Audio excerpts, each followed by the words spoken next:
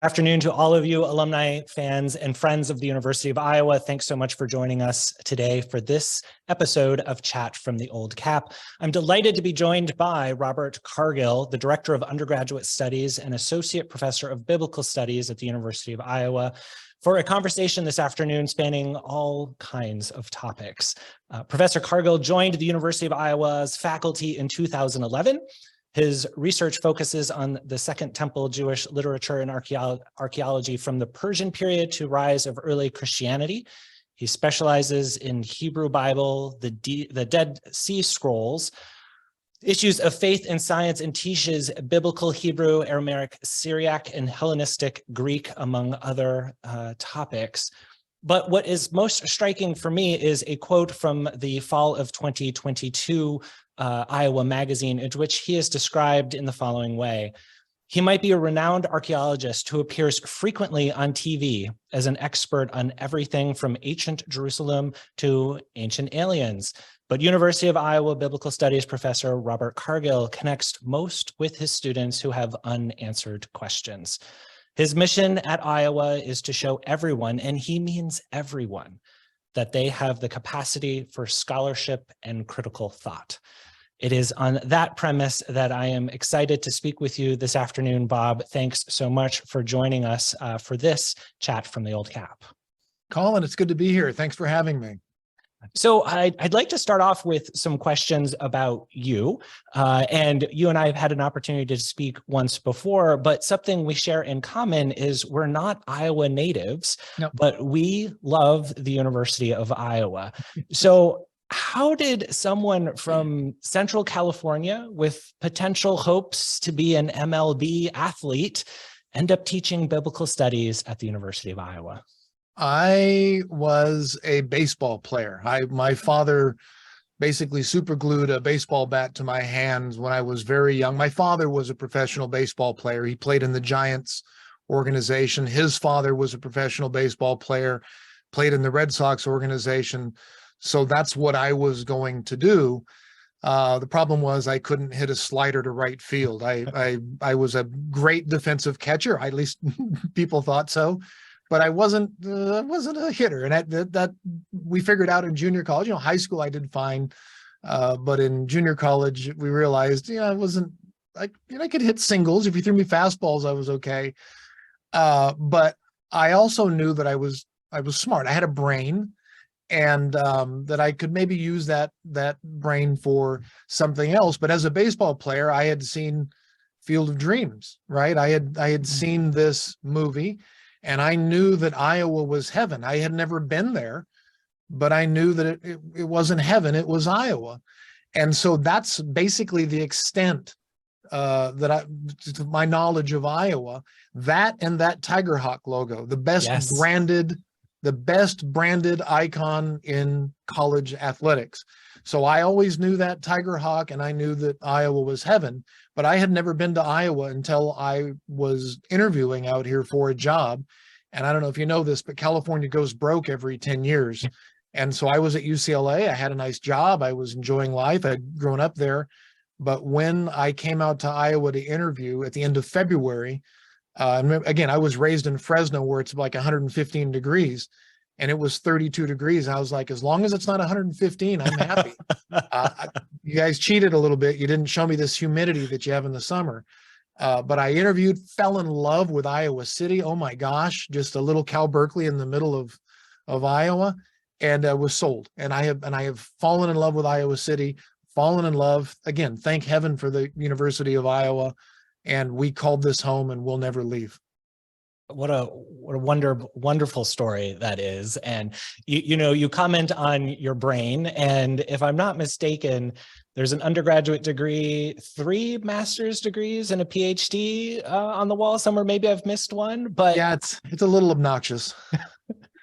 But you also describe yourself as a lifelong learner. Yeah. And how has that passion for lifelong learning helped to shape your career at Iowa? Yeah, like I said, I was going to be a doctor, right? My undergrad degree is in pre-med, right? I was a natural science major, human phys. And I wanted to go do that, but I had questions. I was raised religiously. And so I wanted to go to seminary. I wanted to know how things work. That's basically my entire life. I was a catcher, right, in baseball. So you're kind of like the quarterback. If you're not familiar with how baseball works, catcher calls the pitches, he calls all the defenses. I knew that my baseball career was ending soon. It was nearing an end when the umpires during a game, when I was still playing, they would say, Bobby, when you're done playing, you ought to come umpire with us. You know the game really well. And the coaches were like, Bobby, when you're done playing, you should come be a coach. You know the game really well. They were always commenting not on my arm and not on my ability to hit, but on my mind. And I was a good student. I didn't work very hard at school. It just came naturally. So I knew that there was some potential there as an academic. And then once I quit playing ball, I applied myself in college. I was a late bloomer, and I finished my undergrad degree, but I had questions about religion. So I went down to Pepperdine and did a master's divinity, basically a seminary degree, and finished that, and then went to work at a .com, right? I needed to make some money. I needed to provide for a family. And yet there was still this nagging of, I like the dirt. I like science. I like archaeology. When I was at Pepperdine, I wanted to know about the science and the Bible, and archaeology was the natural way to do that. And so I reapplied for a PhD at UCLA and got in, and that took over. And that's when I really, really knew that I wanted to be a scholar. But I always had a place in my heart for especially kids that started in junior college like I did. The kids who, from Fresno, and if you're not familiar with Fresno, it's very similar to Iowa. It's it's an agricultural town. It's the town that, I don't want to say people make fun of, but it's not Los Angeles. It's not San Francisco, right? It's Fresno. It's the farm town. And so I always had this, not a chip on my shoulder, but definitely I wanted to stick up for kids who weren't from these big cities, who didn't go to these Ivy League schools, who were proud to be not even blue collar kids, no collar kids. We worked in the fields. We worked outside. We did very hard manual labor jobs in the summer, in the heat, right? And I wanted to demonstrate that a kid who went to junior college, who went to a state university, who went to public schools all my life, and then who went to UCLA could make it, could actually do this and achieve. And when I got the job at the University of Iowa, that became my thing. My story was the story of so many kids who come to the University of Iowa who are, have that complex where they're not sure if they can make it. Am I good enough? Right? That they have that self-doubt, that imposter syndrome, right? Do I belong in college? Can I be? Yes, you can. You can make it. You can do it. And I just decided this is going to be my niche, that I am going to not only talk to other scholars and do top-notch research, but I'm going to advocate for public school kids, that I'm going to advocate for not only those guys, but for veterans, people who served in the military who want to come back and get a degree, people who maybe had to work full time, single mothers who want to come back and get a degree. Those are those people that have this desire to learn, that are non-conventional students. Those are my people. Those are the ones that I want to reach out to, whether it's in the university or through public education. So many of us have had experiences with faculty like you who have such passion for the students that they engage with. And for so many who may be listening to us, you are that faculty member who has changed their life. And so, thank you for your commitment to them.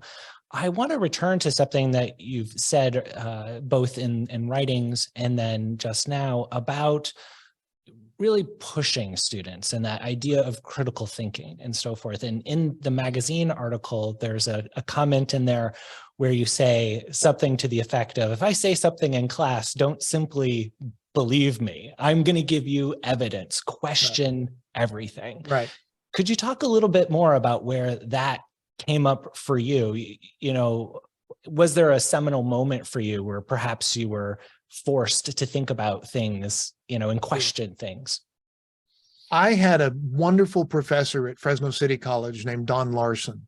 And Don Larson was this progressive, older faculty member. He was, I'm joking now. He's still going, and he was old. He was older back then, right? So I was always, but he took an interest in me, and I was this young conservative baseball player, right, from the Central Valley. This is red California, right? This is the red part of California, and yet he took an interest in me, and he planted these seeds. He would say these things, and I was the first one to go, no, that can't be true. And then he would just continue to present evidence. He would present arguments that I didn't necessarily agree with, but at least he put those thoughts and ideas. He was kind. He wasn't pushy. He wasn't he wasn't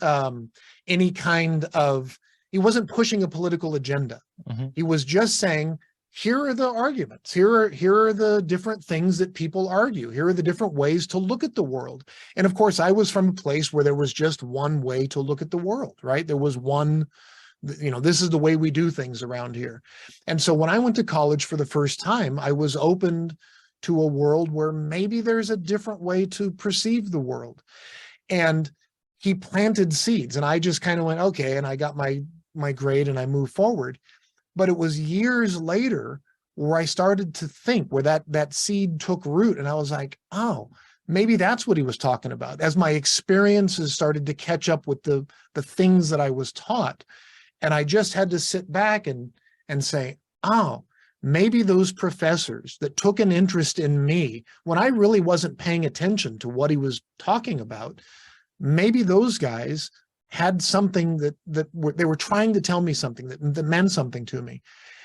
And I wanted to model my teaching career after them. So many students come into college and they only know what they've been taught by their parents or their pastors. And I never, ever want to be a professor that belittles them or tells them I'm right and everything that you know is wrong. What I always want to do, I remember that was me sitting in that chair, right? So what I want to say is, don't believe anything. This is my hook, right? This is what I do for my students. Don't believe anything that I tell you. Question everything that I say until you go home and look it up for yourself. And I'm doing two things. One, I'm earning their trust. I want them to learn to question everything. Start with me, your professor. And two, I want them to learn to go look things up. Go to the library, go, you're going to find all kinds of crazy things on the internet, but go learn to look things up, do your own research, and learn how to vet information. Learn how to separate the nonsense from the good research. And then come back to class and see if I'm telling you the truth. And it's my way of earning their trust and getting them to do research. And about the third week of class, they're like, yeah, we believe you, we trust. And I let me show you another. And before you know it, I've earned their trust, and they realize that I'm not going to tell them something that I'm not going to show them evidence for. And I'm not the only professor that does this, but hopefully I can be one professor that's not trying to persuade them. I always tell them, I'm never, ever going to tell you what to believe. And when you teach religion, this is very helpful for them, right? Because oftentimes I'm challenging things that maybe they were taught. So I never tell them what to believe. I'm going to give them facts, and they can use these facts to do what they do. And this kind of teaching, this kind of learning, I think pays off in the long run, because I'm modeling what I was taught when I was young. I'm going to give you information, and it might not do anything for you right now, but 10 years from now, when you come into a crisis in your life, you lose your job, or you run into you get a divorce or something, maybe this information, maybe this way of thinking, of looking anew at something that you'd always thought was right, maybe this will come. And that's where the brass tacks are, right? When I don't care if you remember dates, and to be honest, I care that you learn how to think critically and solve problems in your life. Which is such an important skill. And what you're talking about, that desire and almost that thirst to have the rigorous engagement with conversation and evidence that you're making the foundation of your teaching experiences is something that no matter what the discipline, your students will be able to apply, in years to come. Right. So do you have a favorite aspect of teaching? Is there something that gets you out of bed every day that you cannot wait to do? I know others have said this, but it's the aha moment. It's that when I'm teaching, when I'm delivering a lecture, I always say I like being in the classroom. I like engaging with the students. I like trying out new material. It's like a stand-up comic, I'll try new material and sometimes it'll flop. Sometimes my references from 15 years ago and these guys are too young and they just like, well, we don't get that. And I'm like, okay, I got to update my pop culture references. But sometimes I'll say something and it'll click and you'll know it because I'll continue lecturing, but all of the students have sat back and they're doing this thing where you can tell they're in their mind, they're looking, they're not looking at Facebook, they're not looking at their phones. You can just see them off and they're working it out. And then you can just see them kind of re-engage and the light bulb's coming on and maybe the hand goes up and they ask the question and it's a profound question. You can see that they got it. And that is the most proud moment and I try to highlight it when I say, you got it. Mm-hmm. That's the question. And I hope everybody else in here gets this. And then I'll actually stop what I'm doing and I throw the clock out, I throw the material out and I'll say, let's talk about this. Because that's what we're after, is it not? That aha moment. If I could do that every day, I'd never stop teaching, right? That's the moment because that's what it's all about. That's why I tell the students, the most important thing you can do is come to class. It's the most important thing you can do. Be here for this discussion because I may say a bunch of things and you're like, yeah, whatever. But the person sitting next to you might say something that you are like, oh, wait, I was watching this movie, I was playing this game and somebody said something and you just said something and it clicked. I don't care how you get there, you'll get there and boom, it's going to change the way you perceive the way the world works. And that's what I'm after, that aha moment. You have that, you get that again, you have that again, you're going to have a wonderful college experience. And it just keeps you coming back. Yeah, to class. And I want to be there. I want to be a part of it, even if I'm just a witness to it. I remember what that was like for me, and I just want to live. I just want to live through that, right? I just want to watch that happen. It's that transformative quality of engaging in education, which is so meaningful and exciting for so many. And on that note, I want to talk a little bit about, your career as we've been discussing, but early on, while at UCLA, through virtual reality and 3D modeling, you created something new. Could you share a little bit about what that was and why it is so important to the field? Sure. I was doing the thing when I was a graduate student at UCLA that every graduate student goes through, basically asking, so what am I going to do for my dissertation, right? And I've always been one who says, what I don't want to do is something that everyone else has done, right? And you're supposed to do new knowledge, but I wanted to do something new, something innovative. It's what I'm always trying to do. I want to do something different. And so virtual reality was a new area of there was a new area of research being applied to archaeology. It had been there in the gaming industry, right? But at UCLA, they were using it in architecture, but I wanted to apply it to archaeology. Basically, I wanted to see if virtual reality could be used to solve debates that we had in archaeology. And there was a site called Qumran that there was a debate about its origins, who built it, when was it occupied? There was just a bunch of archaeological research questions. So I asked the question, could I reconstruct Qumran and then use the different tools within virtual reality to basically ask or research some of these questions about the origins of Qumran, who lived there. And I won't get into all the nitty-gritty details, but the idea was I rebuilt this disputed place, Qumran, which happened to be the site associated with the discovery of the Dead Sea Scrolls. So in doing this, I did a lot of Dead Sea Scrolls research. Dead Sea Scrolls happen to be the oldest copies that we have of the Hebrew Bible or the Christian Old Testament. These are 1,000 years older than any previous copy we had of the Bible. So as one who does biblical studies and archaeology, this was a perfect intersection for the things that I wanted to study. And I get to do computers, which is something that I've always been interested in, right? I worked in the .com world before it all blew up there in 2000, 2001. And so I got to do all of these things together, and that became my dissertation, a virtual reconstruction of Qumran, where the Dead Sea Scrolls were discovered. And ironically, that was my job at UCLA, working for the Center for Digital Humanities. And when the University of Iowa put out its Public Digital Humanities Initiative, that was the job that brought me to Iowa. So with that intersection of your scholarship and technology, I imagine there would have been a variety of paths you could have walked down, right, but you elected teaching. What, along with the variety of other ways in which your talents are used on television and so forth, but what was it that really drew you to teaching above everything else? I think it was clear early on that I was going to do some kind of public speaking, presenting. My mother was a teacher, was it for all of her career. My sister's a teacher.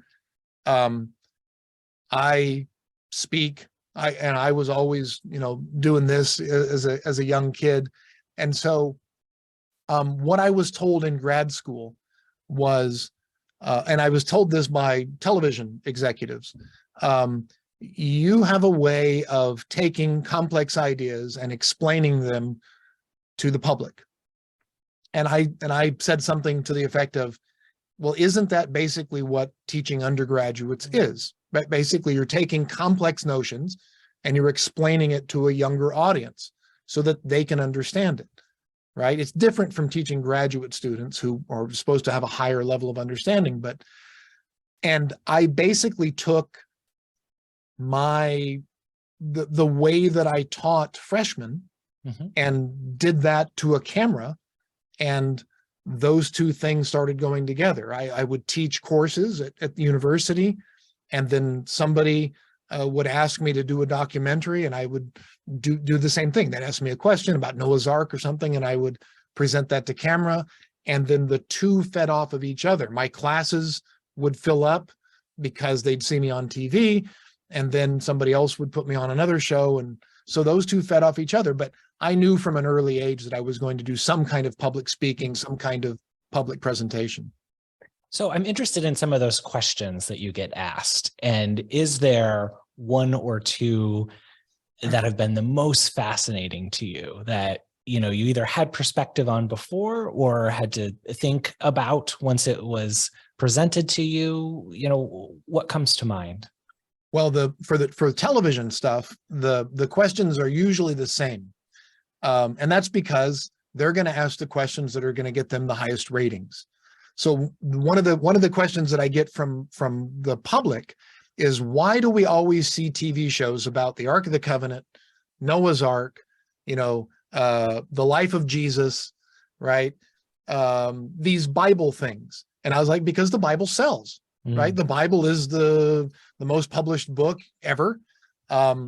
Christmas and Easter happen every year, and they're always looking for content for Christmas and Easter. And I happen to do biblical studies, and so they come to me, and they're going to put shows on there about the history of Jerusalem, or what was Jesus's life like.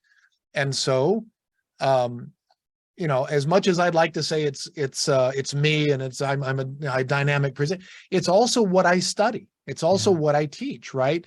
When you do biblical studies, I like to say biblical studies is the football program of any religious studies department, right? It pays for everything else. Most of the people in this country are Christians or Jews, right? Now, we have other religions in this country, to be sure, and they need to be studied and they need to be researched. But most of the people in this country are looking at the Bible, right? The Old Testament and the New Testament, the Hebrew Bible and the New Testament. And that's where the most people are going to be interested in, students. That's where you're going to get the most people wanting to take courses. And that happens to be what I do. So guess what?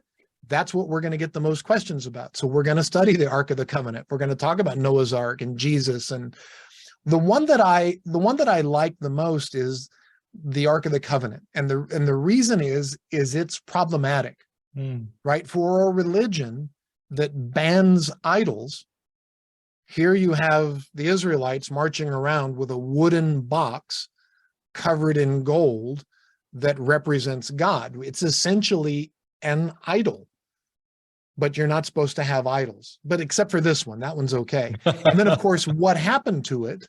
I just put out a video on my YouTube channel talking about my theory about what I think actually happened to it. But I get this question a lot. I actually think the Ark of the Covenant did exist.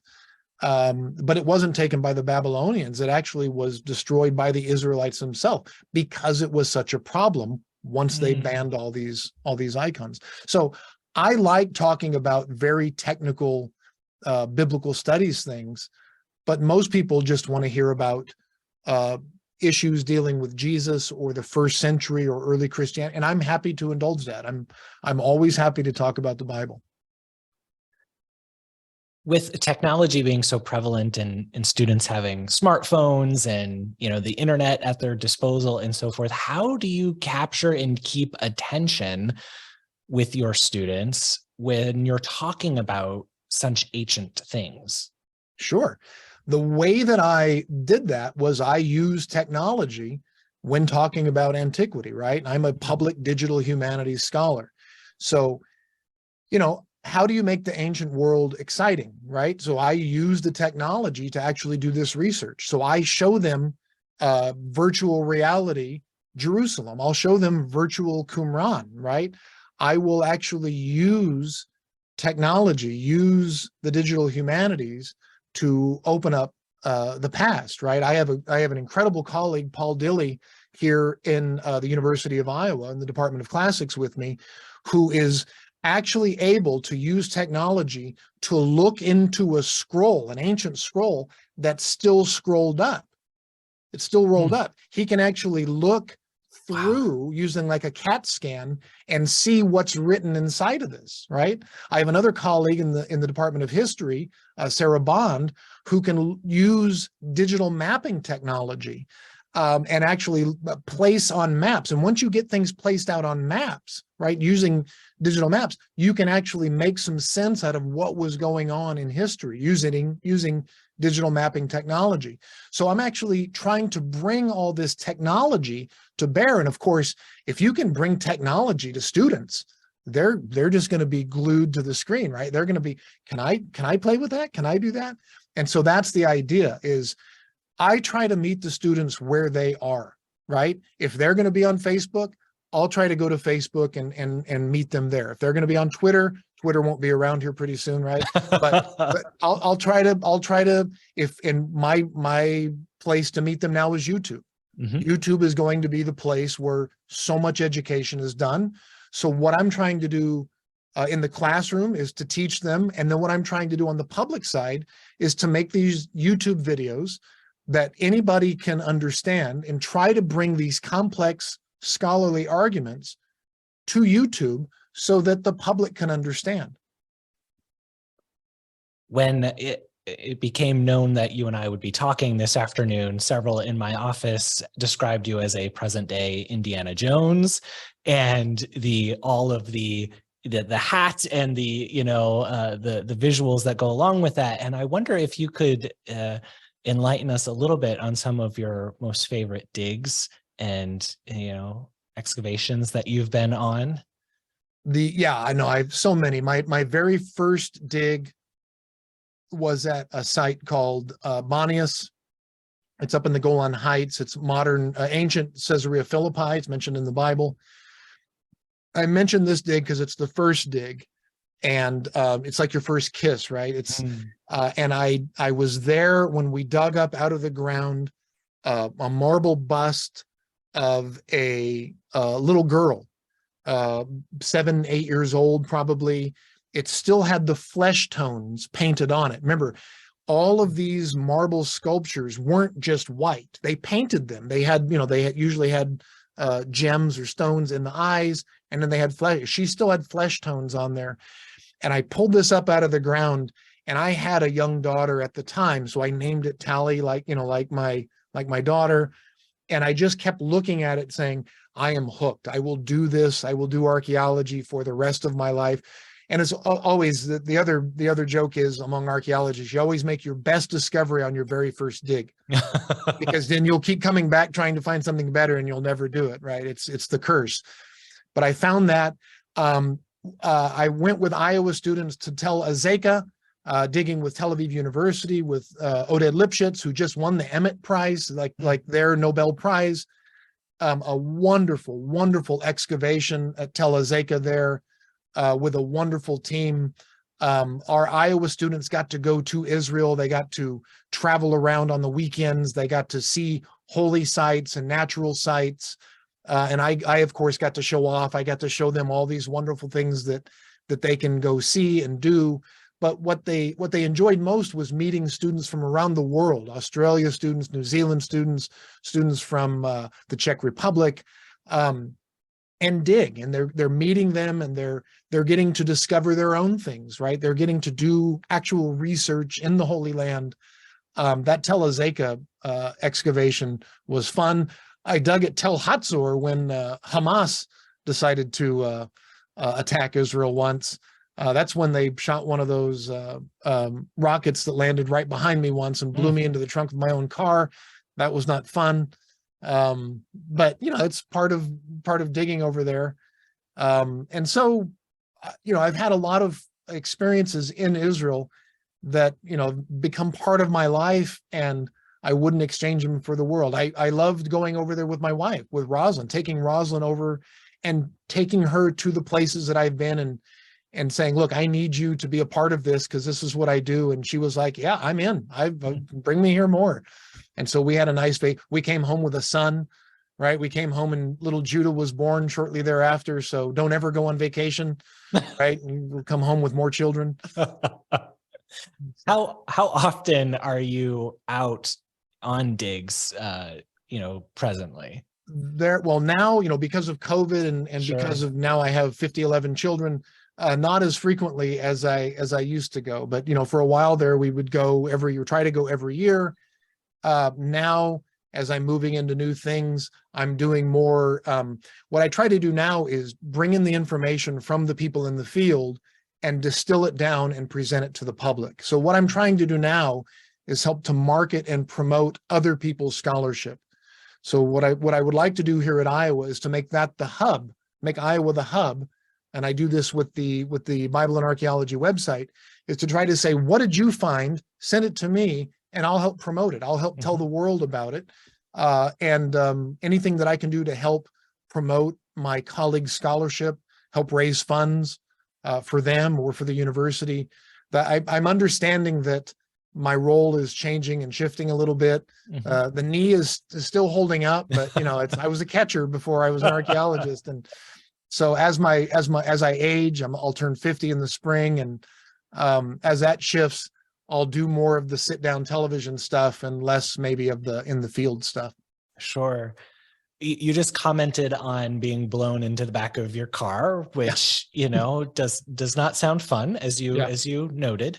And certainly in television and movies, there is a sensational aspect of being an archaeologist and so forth. Would you describe it as such, or is it far more actually controlled environments where you're with other scientists? Correct. Digging? The latter. Digging in Israel is incredibly safe. It's just a safe environment. And the people running the excavations, the scholars running the excavations, wouldn't allow their volunteers, wouldn't allow their students to dig there if it wasn't safe. The rule in Israel is look around and see what the Israelis are doing. And if you see them running, then you run. If they're, it's a safe place. It's one of the safest place. And that's not only for any kind of potential attack, but it's also for COVID, right? They were one of the strictest, had some of the strictest COVID policies. So digging in Israel is safe. It's a safe place to be. I would argue that more people are injured through gun violence and through, you know, hostile acts in the United States than are injured in Israel, right? It's a safe place to be. They have laws in place and defenses that will help protect against this. It's a safe place to be. That said, anytime a war breaks out or somebody does do, it just gets blown up in the news. And it just so happens that one of those things happened with me there. So I don't tell those stories too much, because when I do, people are like, ooh, a rocket went off. But it happened, right? It happens sometimes. I also was the recipient of an act of domestic violence, right? In my home in California, right? Somebody came by and shot up our house with a gun, right? It happens. So it can happen in Israel. It can happen anywhere here so it's unfair to single out Israel as a place of this terrorist activity. It happens in the US all the time, right? So a lot of it is the news, a lot of it is the movies that we see, because that makes for good camera, right? It makes for good cinematography. What's true about it is the sense of adventure, right? When you go overseas and you're digging up something that nobody has seen for 2,000 years, sometimes 3,000 years, that makes your heart pound, right? That's you can see some of the stuff here on my shelf behind me. Sometimes you'll find something that nobody's seen for 2,000 or 3,000 years, and you're the first one to see it. That's when history comes alive, right? You're getting to touch history. When I was digging in a cistern and just pulling out beads and jewelry and pottery, full pieces of pottery, and then sending them up in the bucket, and they end up in the Israel Museum. I helped to discover these things, right? That's addictive, right? I want to go back and I want to go touch the Western Wall, right? I want to go visit the Dome of the Rock. I want to go see the Baha'i Gardens in Haifa, right? I want to touch this history, and then I want to share it with the world. I want to tell my students, this is part of history, and you need to know about this. That's my life. How do you undo that? How do you not share this history with everyone that you meet? You talk about that heart-pounding moment and that spirit of adventure and so forth. I wonder if you could share a little bit about some of your experiences researching the Dead Sea Scrolls, and any stories you might want to share about those moments. One of the biggest thrills of my life was in 2010. I was asked to host a documentary called Writing the Dead Sea Scrolls, and I actually got to go to Israel, to the Shrine of the Book, and meet Dr. Adolfo Reutman. We call him the high priest of the Dead Sea Scrolls. He's the curator of the Shrine of the Book, where they keep the Dead Sea Scrolls. And many people have been to the Shrine of the Book. It's a special little building on the campus of the Israel Museum where they keep some of the most important Dead Sea Scrolls. But there's a special door off to the side inside the Shrine of the Book that's kind of hidden. But if you go in there, there's a series of like 4 or 5 more doors. And if you've ever seen the opening of Get Smart, the old TV show, they made it into a movie, where there's a series of doors. One's got a keypad, one's got a key, one's got, you got to put your that exists, right? There's a bunch of these doors. Some of them are blast doors, and you go through a series of these doors and you get finally into a special vault, temperature controlled, light controlled. And this is where they actually keep the Dead Sea Scrolls that aren't out on display. It's blast proof. It can protect against an atomic bomb. And we went in there to film the actual Great Isaiah Scroll, one of the largest and oldest Dead Sea Scrolls, one of the first ones ever discovered. And they have it in basically like a wine cellar, one of those, humidity controlled things. And they brought it out and they set it out, and we were going to film it. And I didn't realize that the board that was mounted on was hanging over the edge of the table. So I just leaned, I didn't touch the scroll, but I leaned on it to kind of lean over to top of it. And I saw this thing flip up, and I was like, oh crap. And it flipped back down. And Dr. Reutemann looked over at me and he says, for 2,000 years, this thing has been safe, and you come in here and you're going to destroy it. And he goes, you know what happened to Uzzah, the man who touched the Dead Sea, that touched the Ark of the Covenant? You remember him? God struck him dead when he touched this thing. This is you if you touch this thing. I was like, okay. And yet he was very kind, and he let me read the passage in Isaiah there that talks about how they beat their swords into plowshares, and how there was no more war. And to read that passage on the oldest surviving manuscript of the Bible, I mean, for someone who is a historian who studies the Bible, for a living, that was a moving moment. It literally took my breath away. And we're reading it in the original script, right? In Hebrew there. How do you get past that? And Adolfo Reutemann does this every day, right? I mean, this is what he does. But for me, this was moving. To go up and touch the Western Wall, right? That Herod the Great built. To touch that. For many people who are religious, this is a sacred thing. But for a historian to go up and touch this is still very moving, right? This is the wall that retains the temple. These types of things, the things that I had only read about, to go and experience them, that's what it's about. And then to be able to take a camera and to be able to point at it. This is the joke that I make with my kids. What do you do when you do these TV shows? I point at things and explain them to a camera, right? That's my job. I point at things and explain what they are to a camera. I love doing that. I will do that for as long as they'll let me. What, in your opinion, do you think is one of the most important pieces of humankind's religious past that we should know about? Wow. The most important pieces of humanity's past. I like the things that bring everyone together, right? I am very much someone who wants to see everybody. I try to find the commonality in history. So when we can find the things that actually bring folks together. So I mentioned the Western Wall, right?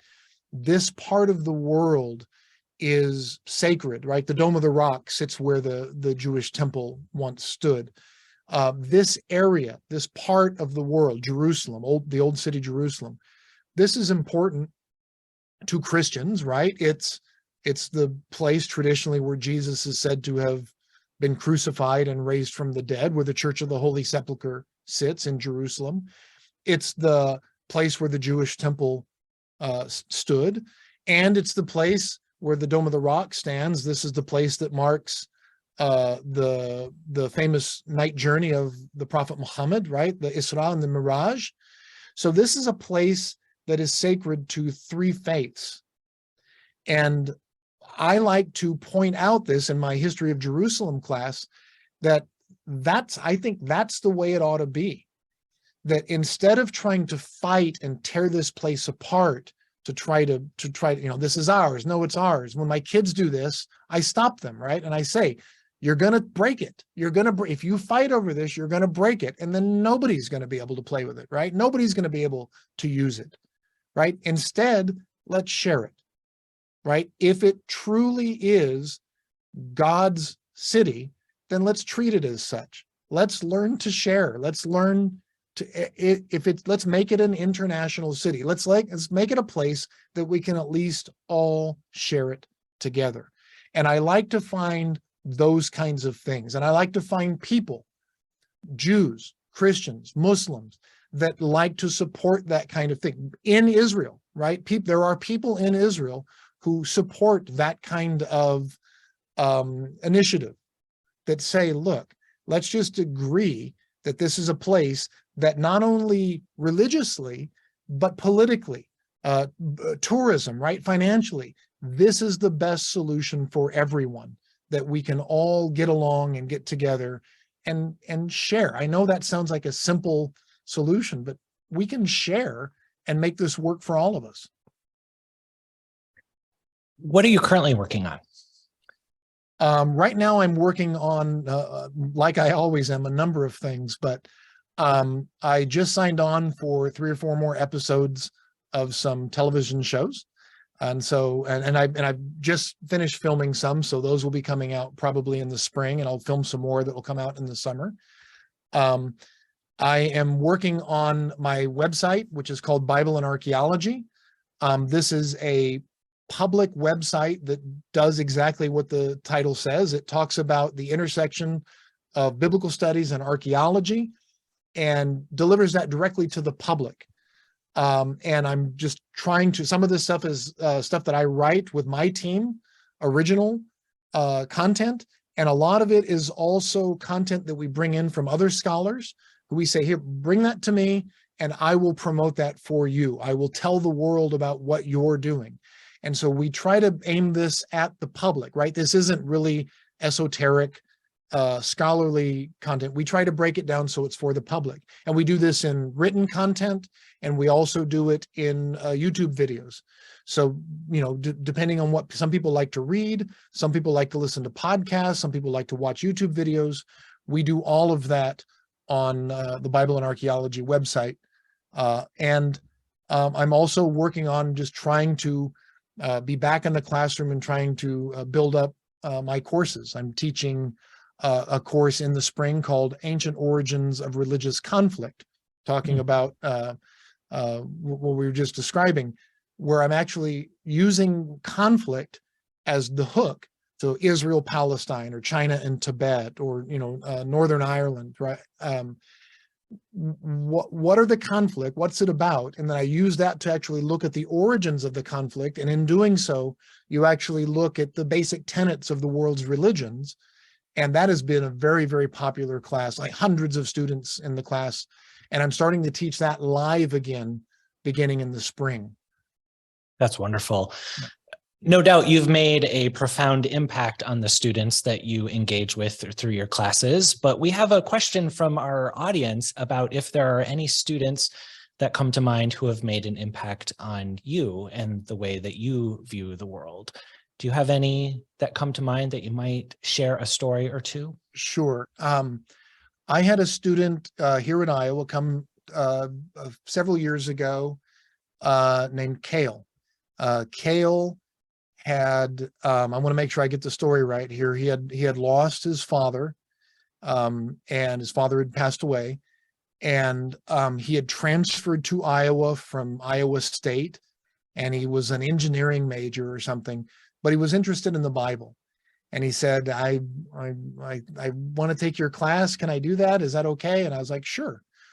And so he took a class, and then he signed up for another one, and he said, hey, do you ever teach Hebrew? And I was like, yeah, I can, but, you know, we don't have enough students to make a class out of it. But I'll tell you what, if you can get some other people to take it with you, I'll teach it for free, right? I'll teach it as an uncompensated class. And so he went and got 3 or 4 of his buddies, and he said, hey, if we can get enough people, Professor Cargill will teach Hebrew. And so he did that. And so I did. I taught Hebrew for the first time here at Iowa. And then he just kept taking course after course after course. And he became one of my best undergraduate students. And that core of students that came together became basically a cadre of students that Cale is now finishing his PhD at Cornell University. One of his friends that was in that group, Andrew DeLucas, is now doing a PhD at Harvard University. And one of their colleagues, Dave, is now went to Tel Aviv University and did a master's over there.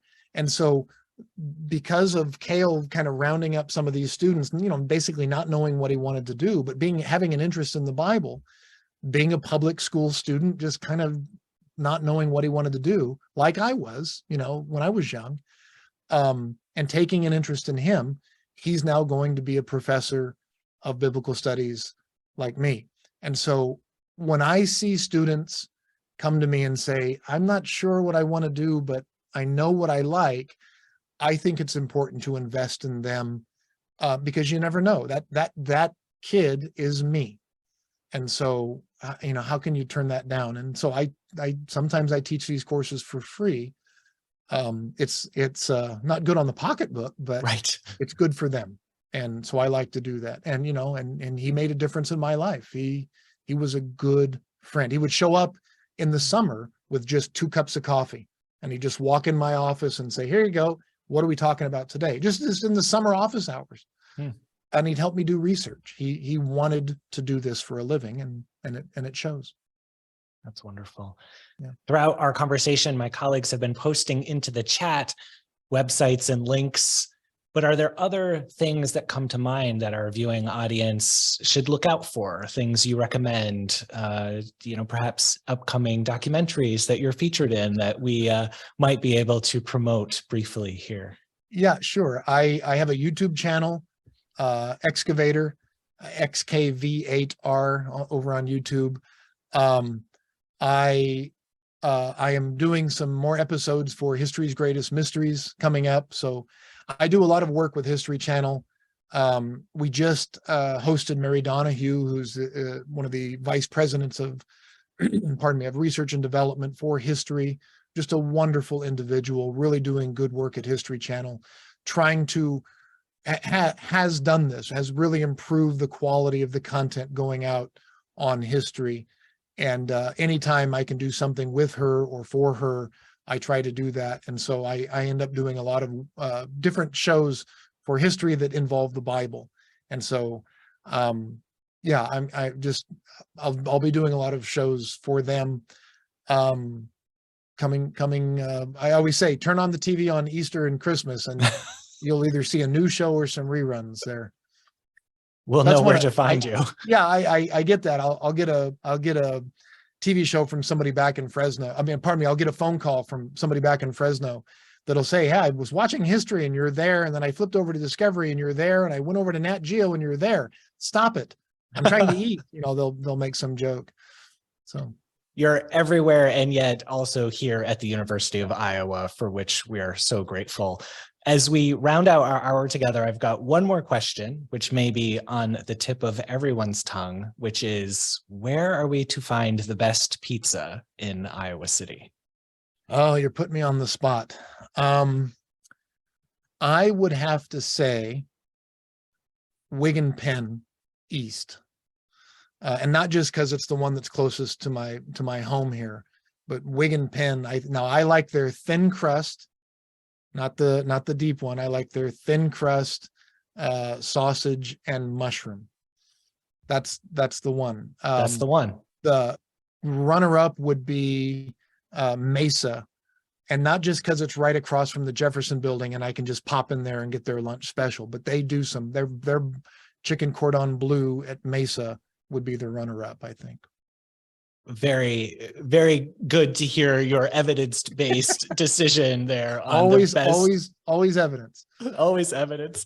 So we'll conclude there. Friends, you've been listening to my conversation with Professor Robert Cargill, Associate Professor of Biblical Studies at the University of Iowa. If you want to learn more about him, please look into the fall 2022 issue of the Iowa Magazine, where there is a wonderful article written by Iowa alumna Brittany Borghi and some pretty spectacular photos by the University of Iowa Center for Advancement photographer John Amy. We look forward to future conversations on Chat from the Old Cap. I hope you'll tune in for those in the future, and do look to foriowa.org for the many ways in which you can engage with the University of Iowa. Bob, thank you so much for your time today. I have really enjoyed our conversation, as I know our audience has as well. Colin, great to be with you. Thank you for having me. Thanks, everyone. Go Hawks. Go Hawks.